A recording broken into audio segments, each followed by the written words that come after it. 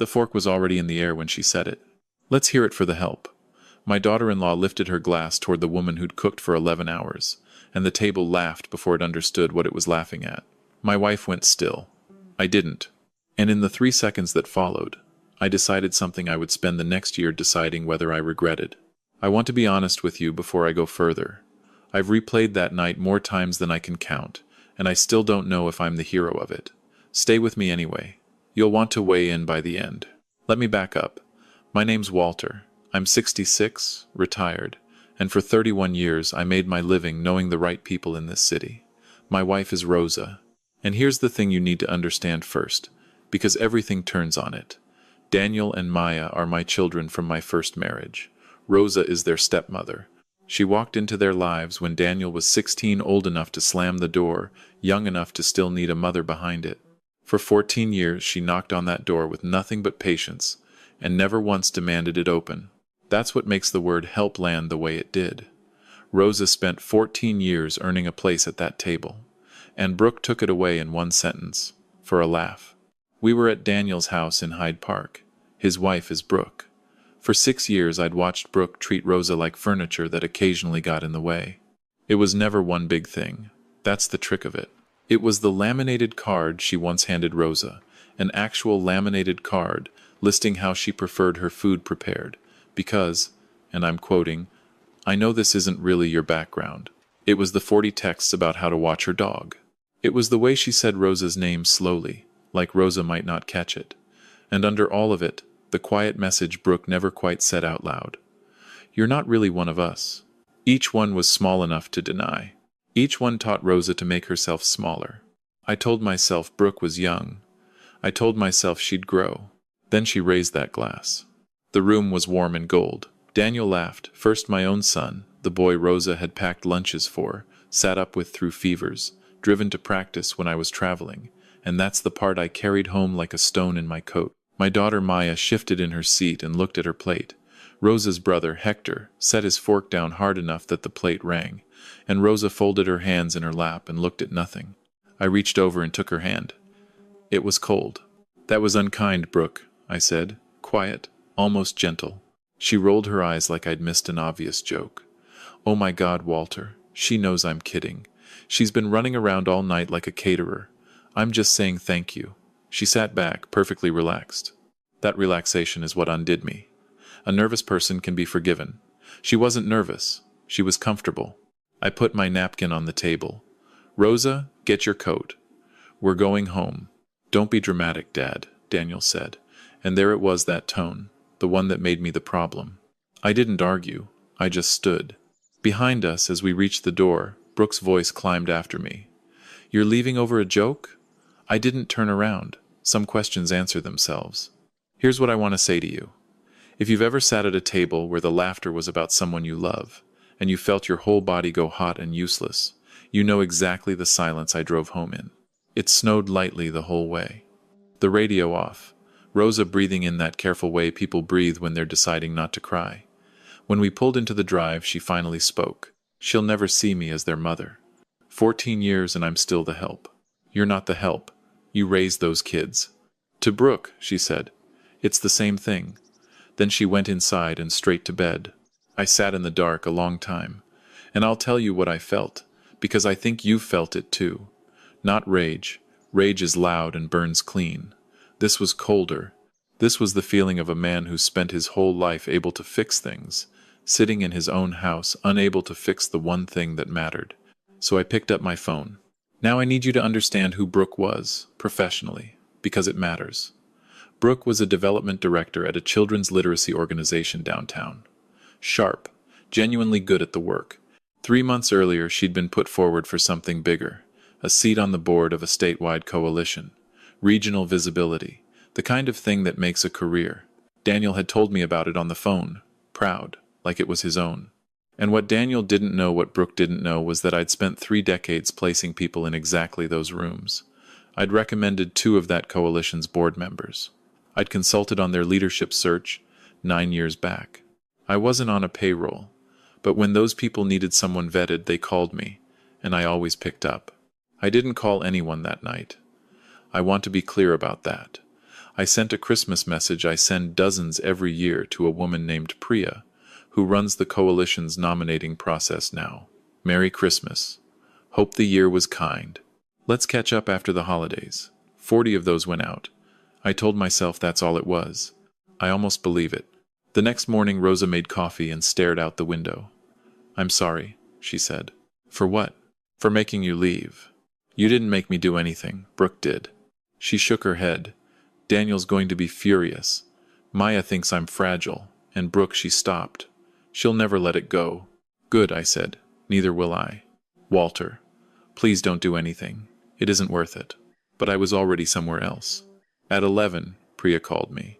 Not the other way around, hold on to that, because I held on to it for a long time. Walter, I was going to reach out anyway. And then your note came in. Listen, funny coincidence.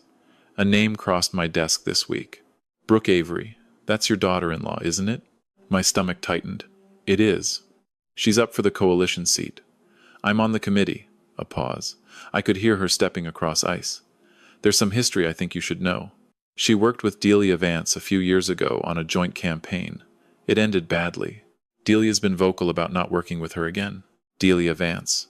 I knew Delia. Ran a Cincinnati nonprofit for 15 years before she retired.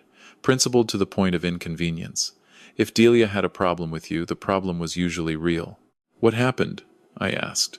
Brooke stood up in a board meeting and pinned a failed campaign entirely on Delia. In front of the donors. Delia resigned a month later. I closed my eyes. Of course she did. Here's where I want to stop and ask you something. Because I asked myself the same thing with the phone warm against my ear. If a door opened in front of you like that, if the universe handed you the exact lever, would you pull it? Or would you tell yourself that wanting to is the first sin? I genuinely don't know which of us is right. Keep listening. I found Delia's number. Took me 20 minutes digging through old rosters. I stared at it before I dialed. She answered on the third ring. I told her who I was. There was a silence with real weight in it, and then she said, "She's family to you, not a question." My daughter-in-law, 6 years. Then why are you calling me? Because I need to know who she is, I said. And I'd rather hear it from someone who was in the room. So Delia told me. The campaign, the shortfall, the meeting where Brooke rose and calmly, with documents already prepared, laid the entire failure at Delia's feet. Documents prepared in advance. She'd known what she was going to do before she walked in. She's not incompetent, Delia said, almost sad. That's the worst of it. She's excellent. She presents beautifully. She closes the gift. She's also willing to burn a person to keep herself warm, and she does it smiling. I believe you, I said. Can I ask what she did to you? I told her about the dinner, the 11 hours. The word help lobbed across the table. And I told her the part that mattered, that the woman she'd insulted had spent 14 years quietly mothering children who weren't born to her. Delia was quiet a moment, and when she spoke again, she was gentle. I'm sorry that happened to your wife. A beat. You're going to do something, aren't you? I'm going to make sure the right people have accurate information. Good, she said. Somebody should have, years ago. Let me tell you what I told myself. Because the lies we tell ourselves are the most interesting part of any story.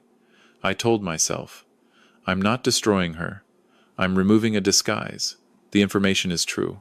I'm a conduit, not a weapon. Every word of that was accurate. And it was also exactly what a man tells himself when he wants to do a thing and needs permission. That night Daniel called. I picked up. Dad, what the hell? You walked out of Christmas. Mom's upset, Brooke's upset, you humiliated everybody. And that word, Mom. He still called Rosa that. He'd called her that for years. He could call her his mother and still laugh when his wife called her the help, and I didn't know how to hold both of those in the same hand. Brooke called your stepmother the help in front of the family, I said. It was a joke. It wasn't funny. You're acting like she committed a crime. I let the line breathe. Daniel, one question, and I want you to actually think. Do you respect Rosa? Of course I do. She raised me. Then do you think Brooke does? The pause told me everything. Brooke's got her own way, he finally said. She doesn't mean anything by it. You laughed, son. You laughed first. At the woman who raised you. He went silent.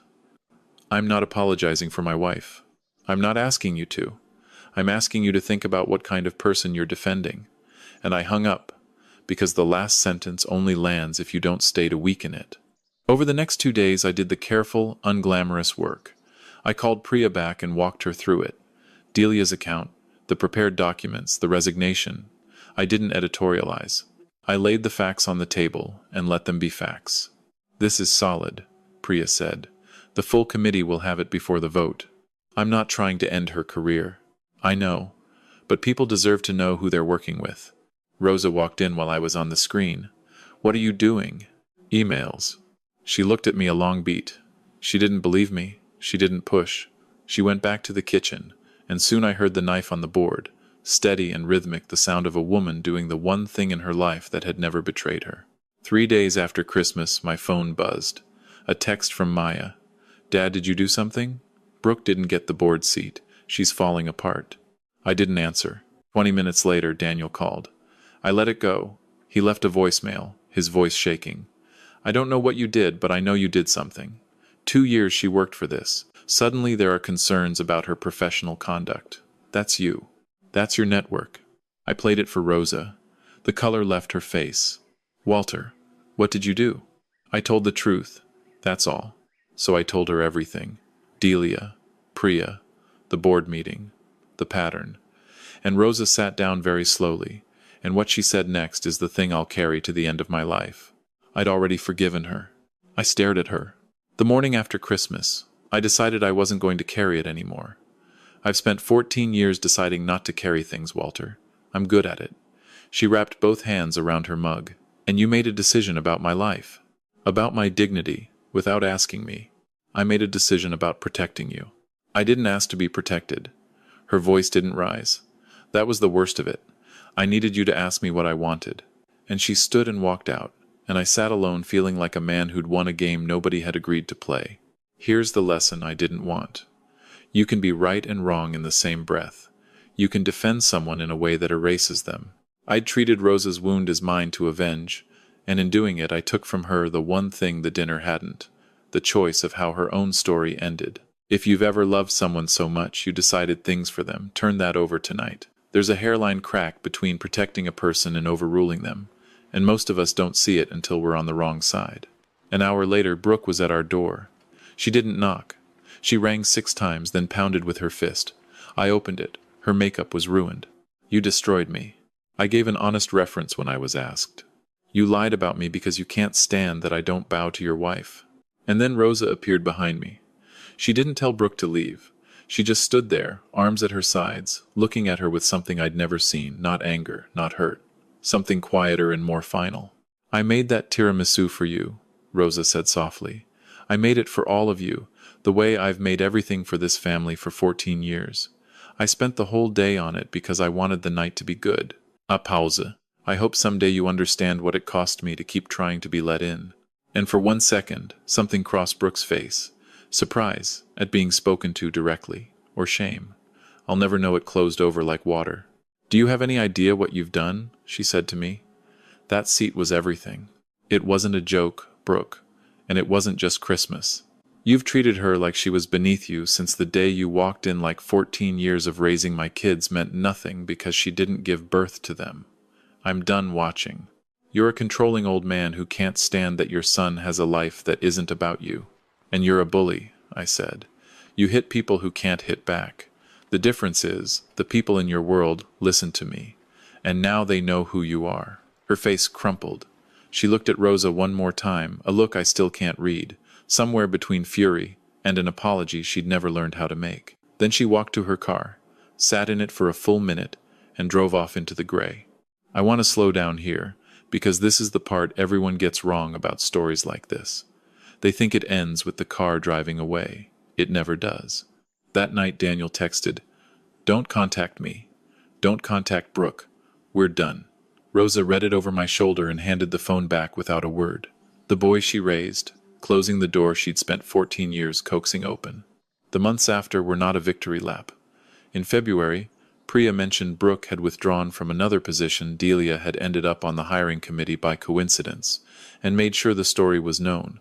By March, Maya said Brooke's own director had started asking harder questions about how she treated her colleagues. I didn't feel triumphant. I felt tired. Reputations in a small professional world move on their own once the truth starts walking. I lit one match. I don't know how many rooms eventually filled with smoke, and I've made my peace with not knowing.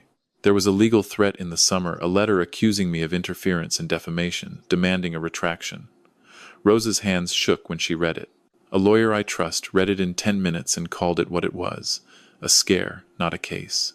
Truth is a complete defense, and everything I'd said was true and documented. The deadline passed. Nothing came. Brooke had spent thousands to frighten a man who'd only ever repeated the record. What did change was Rosa, slowly. She stopped bracing before family dinners. She started volunteering at a literacy center across town, among people glad to see her. She laughed more easily. She stopped apologizing for things that weren't hers to apologize for. One evening on the porch she asked, "Do you regret it?" "I regret that it had to happen," I said. "I don't regret protecting you. I forgave her, you know. I meant it. But forgiveness doesn't make the consequences disappear." She took my hand. "I think you did the right thing. I just wish you'd done it with me instead of for me." "I'm learning the difference," I said, slowly. The hardest part never resolved.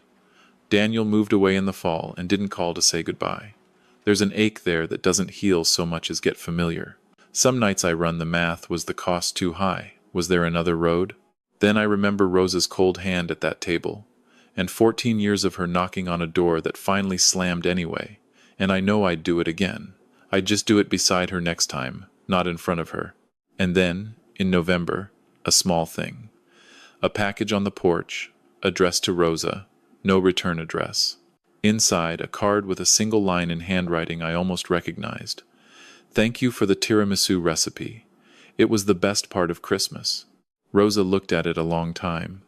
I thought of Maya, the way she'd shifted in her chair that night, the way she'd later asked, almost shyly, for the recipe. Rosa had sent it without telling me. She pinned the card to the refrigerator beside our wedding photo and never said who she thought it was from. Neither did I. So here's where I hand it to you, because I genuinely want to know.